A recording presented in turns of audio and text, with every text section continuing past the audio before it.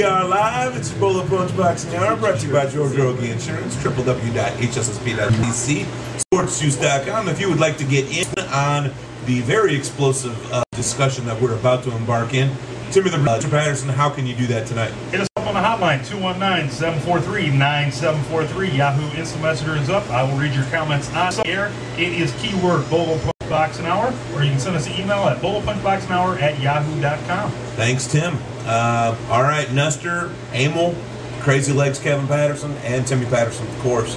I want all of your takes on this. I'm going to read an excerpt of an article written by Mr. Eric Raskin of Ring Magazine.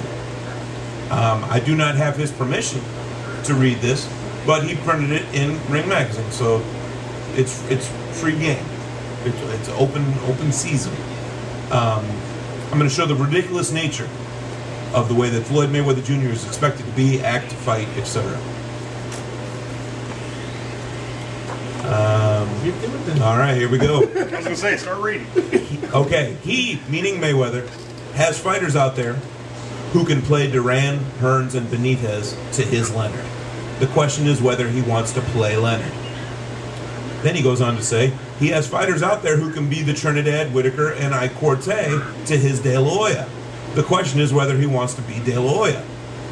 Maybe he's satisfied being the B-side to De La Hoya on pay-per-view instead.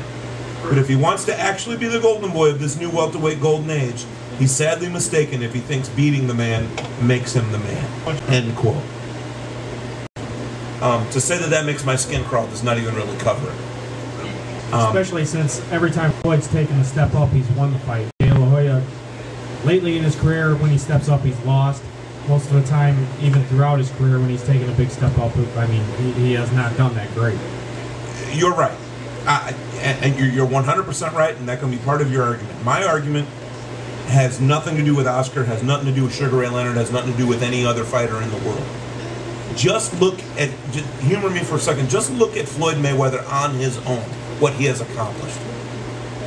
Every single fighter that they have pulled out of somewhere, out of these rankings, out of this belt rankings, out of this belt's rankings, every time they bring a guy up to Floyd, he fights them and he wins. He fights them and he beats them. And as soon as he does, that's good for about a day.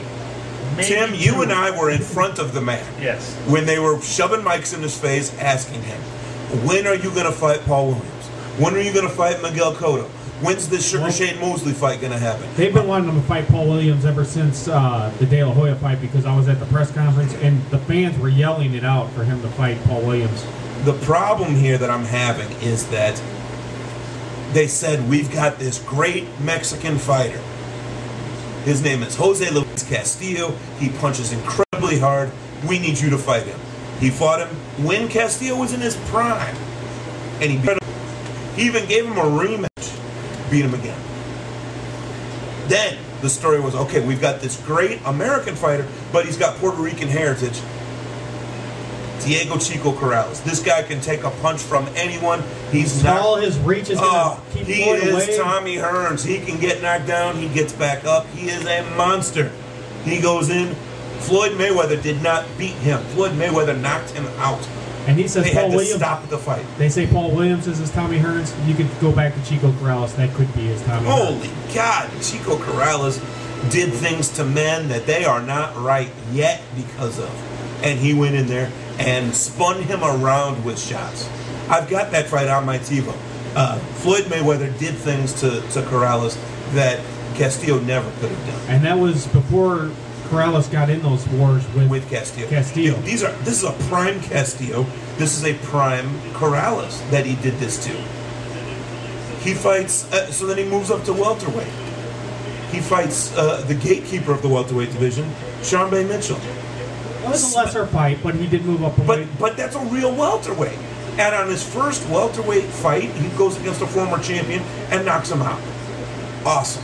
That's a big match. Knocks him out to where, he was down on his face. And I believe that year he actually fought 3 times that year. I don't have box rec up in front of me, but I believe he fought 3 times that year. Samba Mitchell was basically his, like you said, a stepping stone fight. That was supposed to be. And this is a former champion. So then Floyd goes on And fights here, fights there, beats him. Fights here, beats him. Okay, now let's put him in with Zab Judah. Let's put him in with a guy who... Well, first he had to beat, the guy that beat Zab Judah, didn't he? Or did he fight Zab Judah first? Oh, you're right. Baltimore. Carlos Baldomir. Well, he fought Gotti before that. Yeah. He fights Gotti, the most exciting... Yeah, I'm sorry. I didn't want to skip over a whole year of his fights, but it's almost getting old. But Gotti... Because every fighter you put him in with, he makes the guy look bad. Now, you're absolutely correct, Abel. He did fight 3 times that year. Yeah. Rosales, Gotti, and Shambe Mitchell. All in 05. So, to go in there with the king of the comebacks and do what he did against Gotti. And Gotti at that time was... That was in Atlantic City, if I'm not wrong. That's when Gotti was starting on the downside of his career. I will give this writer that. What was his name again? Raskin, Eric Raskin. This was in 05. He wasn't on that far downside of his career. But that is when it started. That's when he started his downslide. Nah, I don't agree with you there. That was not a good weight for Gotti to fight at. Gotti should have never fought him, I'll give you that. Yeah. But come on, he did... Gotti was being used by fighters in 05 and 06 to pump up their records. I mean, Oscar De La Hoya did it too. He fought Gotti. Why in the world would Oscar fight Gotti? That's not what I'm talking about. But for God's sake, come on. You just want a name on your record. So he fights fights Gotti, then he fights Gotti, then he fights Baldomir. Well, then he fought Mitchell after that. Is what Nestor's saying. Then after Mitchell, who did he fight? He fought Zab Judah. Then he fights Zab Judah. Zab Judah is supposed to be the guy that's strong enough and fast enough to be able to hang with him. And that was actually probably the best fight that Mayweather had been in at that point. Some argue that is still the best fight that he's ever been in. I still think the first Castile fight was the best fight that he's ever been in. Whoa, is my voice going right there or what? Now, on De La Hoya's defense, it wasn't a pretty fight, but that was a pretty close fight as well. That was a tough fight for Floyd as well. What? De La Hoya. Oh, I'm not even to that yet. Yeah. But yeah. You're saying to this point, you're saying that was his toughest fight. Well, fine. It probably was the most competitive fight. Yeah. So Zab Judah, fine. Baldomir, fine. Get through all of that stuff. Then we don't hear from Mayweather for a little while because they say, okay. I mean, we're sitting there wondering in January, what's he going to do? We're going to wait till May. And on Cinco de Mayo, we're going to put him in against one of the best fighters in the world. The rock star. The Elvis. On his holiday. The Elvis of the fight world. On his holiday. Exactly what you're saying. On his national holiday. And he beats him. Close fight, but he does beat him. L.A. Did it happen in L.A.? Where was that fight? That was in Vegas. Was that a Vegas fight? That was a Vegas fight. That was a Vegas fight, okay. Which is basically Oscar's backyard anyways, but that's also Floyd's backyard as well. But still, he beats him there, and then you don't hear anything, and then all of a sudden, boom, he's got to fight Ricky Hatton. Undefeated against undefeated. Somebody's O's got to go. And he knocks him out. Knocks out Ricky Hatton. Didn't just beat him, knocked him out, man. My problem is, why are we demanding that one man save a sport? What, I mean, do I like Floyd Mayweather Jr.? Let me go on the record saying, I don't like Floyd Mayweather Jr. I even think that his personality is sort of bad for our sport, okay? The whole thug thing is a little dated. It's a little worn out, okay? But I think we can all be adults and not worry so much about our personal lives. We know you don't get along with your daddy. I get it. I don't have to watch another 6 months of 24/7 to learn that you and your dad are not the Cleavers. I get it. I get it. Yeah. I don't need to see you flaunt your money and your diamonds and stand in front of a bunch of school kids and say, do you like my rings with the diamonds or without the diamonds? Exactly. I don't need to see all that garbage. I'm giving you your props right here. You're the best fighter in the world. And the other fighters after you are not even close. Well, but I mean, who does he got to beat? That's the question. Who does he got to beat? The problem is there's always somebody that's coming up. You're going to have Miguel Cotto coming up that they're saying that he should fight. They're saying Paul Williams, Margarito, all those guys are guys that they're saying that he should be fighting.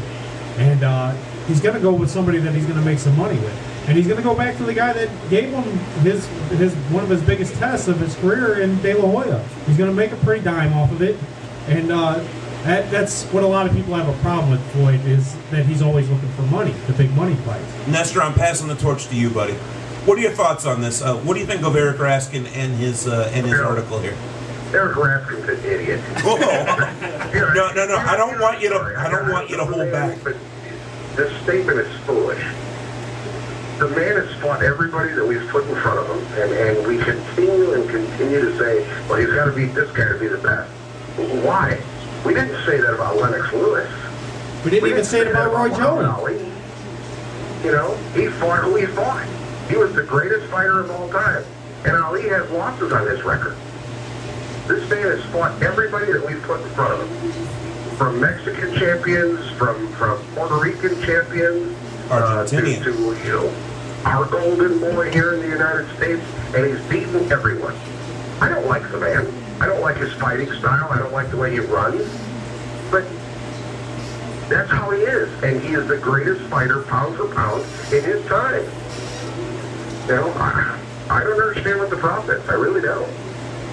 You know, and as far as money goes, yeah, he's probably after money, but we all are. That's why we go to work in the morning. That's not why we come here. It certainly isn't for that, is it? Yeah. Timmy, take it away. What do you got? I don't know who he's got to beat. I mean, you got to give the man his props. I mean, he's got to undefeated. At some point, you got to say, all right, I get it. Right. I mean, you can't sit there and say, well, he hasn't proven himself until he fights this guy.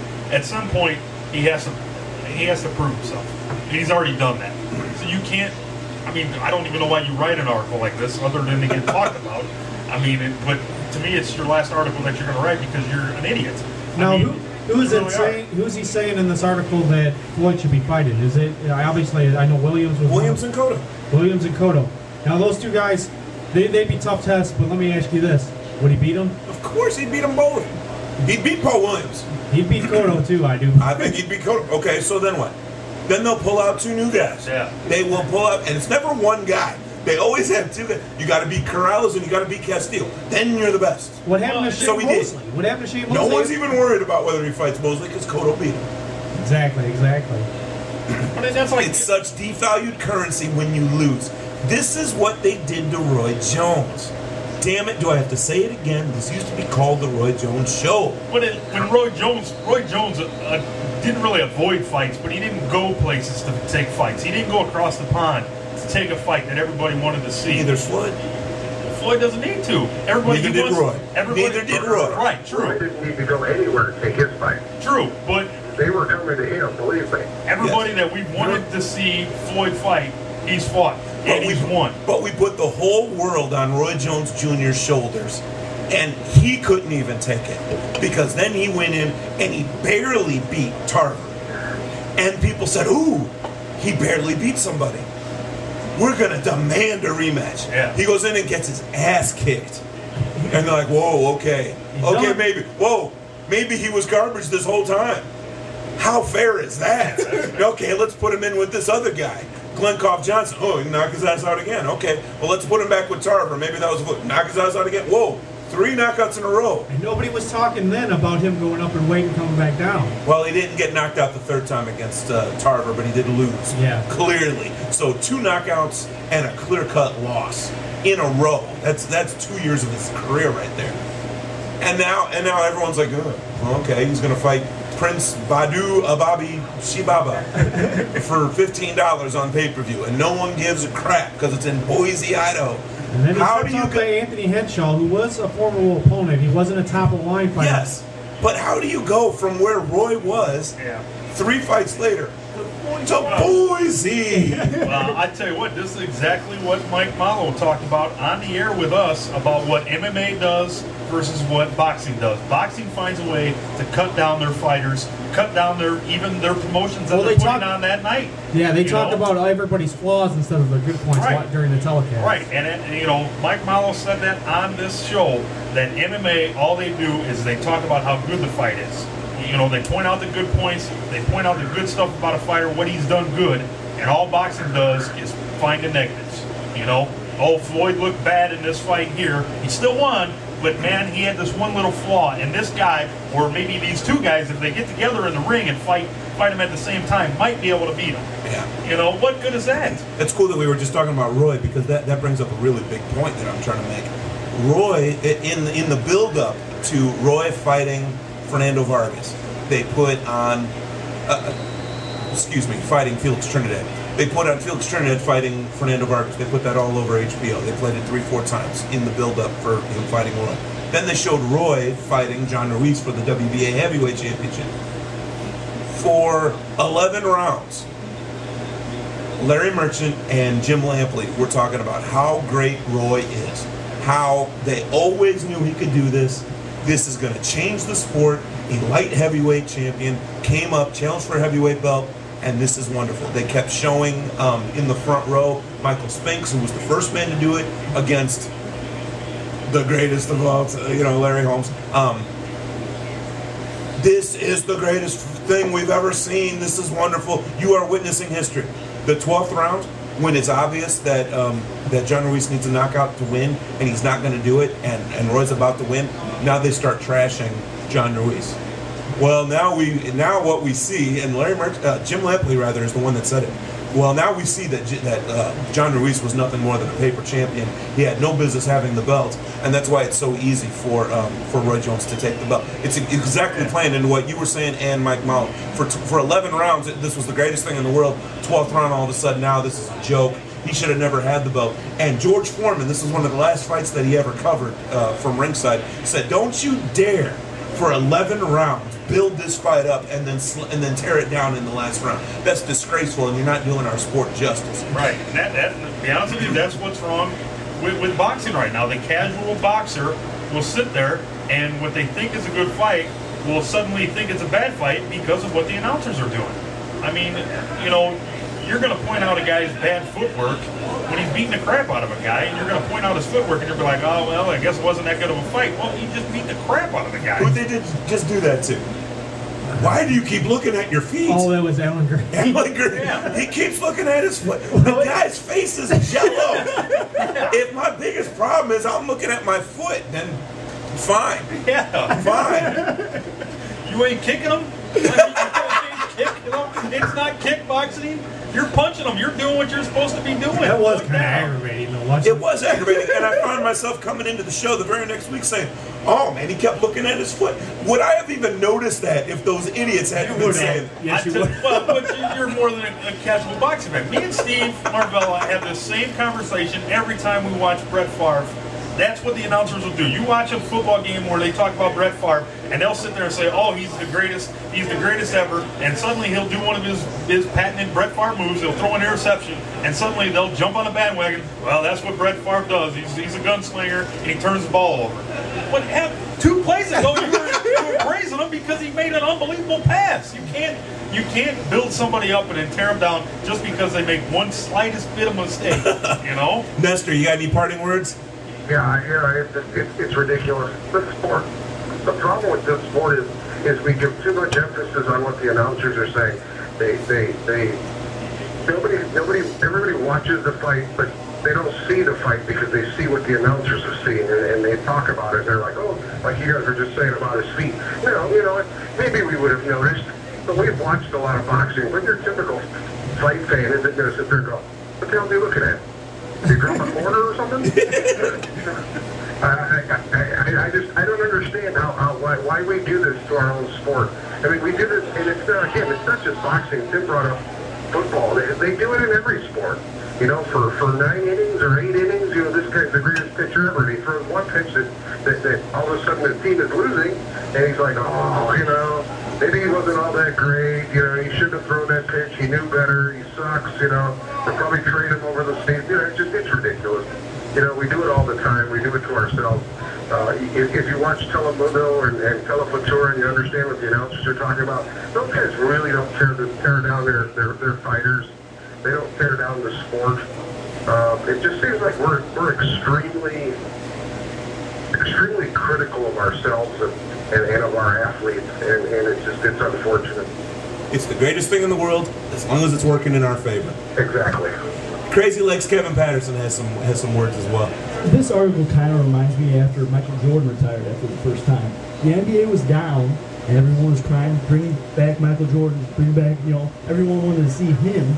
And it kind of reminds me of Floyd Mayweather Jr. They want him to fight every week. Because the sport's down, they're trying to just do anything to bring it back up. And really, they have to look towards different weight divisions and stuff like that. It can't be one guy that brings back the sport. So since the heavyweight division is not doing what it's supposed to do, everyone's looking towards Floyd to save the entire sport. And that is not fair. I don't believe I'm defending Floyd Mayweather, but damn it, it needs to be done. But see here, the problem is the heavyweight division isn't doing what we want it to do. You're right. You're right. It all comes back because it's doing what the Russians want it to do. It's just not doing. They're calling this the golden age of the heavyweights. Right now, our only American hope is Floyd Mayweather. Well, so we're just going to trash we him. want to make sure that he is, in our minds, the greatest fighter that ever lived. And unfortunately, he's not going to do that in a year. He's already, in my eyes, he's already done it as far as I'm concerned. He's the best pound for pound, fighter in his division in his era, period. I think Floyd could beat Valuev. Take it easy. Why don't we give Floyd... I think Floyd could beat Valuev.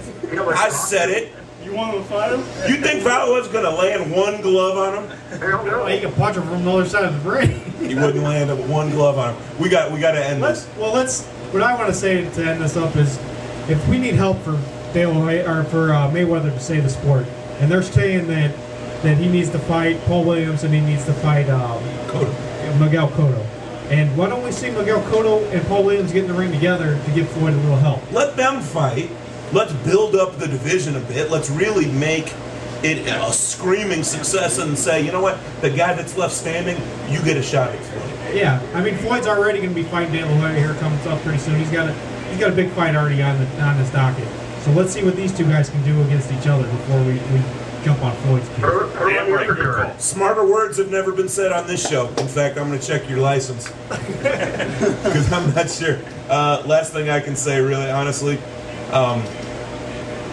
he needs to fight these guys in order to look good, to be great like Leonard or to be great like Oscar. I think it can be argued right now that he is better than either of those fighters. Yeah. There are people that are going to say better than Sugar Ray Leonard. Yeah, I said it. Better than Oscar? Most definitely better than Oscar. Definitely better than Oscar. The thing that people love about Sugar Ray Leonard is that he lost and came back and got up and came back. Floyd doesn't get knocked down. He doesn't bleed. He doesn't have to go 15 rounds. He dances, he does his thing, and he wins. Doesn't matter. He's playing by the rules. He's playing by the rules. He's not cheating, and he's always winning. End of story. Let's take a break. We'll be right back with our Fighter You Should Know. This is your Bolo Punch Boxing Hour, brought to you by George Rogie Insurance, www.hssb.ccsportsjuice.com.